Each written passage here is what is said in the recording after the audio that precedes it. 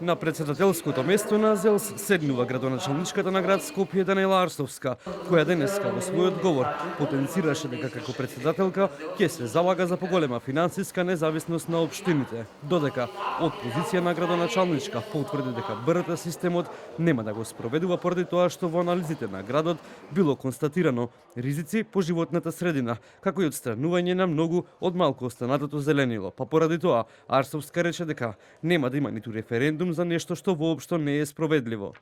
За БРТ-то јас верувам дека бев многу јасна. Анализите кажуваат дека БРТ има толку многу ризици по граѓани, по инфраструктурата и по градот Скопје и на вистина треба да се размислува како и на кој начин сето тоа ќе се изведе.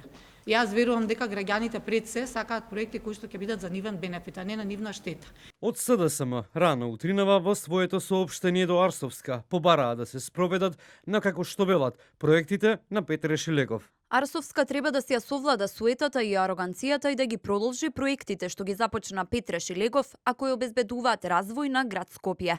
Мостовите се важни за градот, БРТ транспортот е важен за скопјани. По однос на двата мостови во аеродром и Карпош, Арстовска децидна ќе се градат, но појасни дека има над 100 нерешени имотно-правни предмети за што има предвидено и пари во буџетот за експроприација. Некој отпочнал да гради мост без да има решено над 150 имотно-правни прашања таму, од кои што голем дел се веќе влезани во спорни побарувања измеѓу физички и правни лица кои што немаат врска со градот. Значи тие се нешто кое што граѓаните ќе треба прво меѓу себе да го разрешат, а понатаму да пристапиме кон експроприација на нивните имоти. Во ниту еден случај, ако верувам го следевте она кое што го зборува во изминатите не само денови, туку и месеци, како градоначалник ќе бидам посветена на сите отпочнати проекти да се реализираат. Меѓутоа, за динамиката на реализација не можам да гарантирам затоа што некој отпочнал проекти за кои што ниту знаел како ќе ги реализира.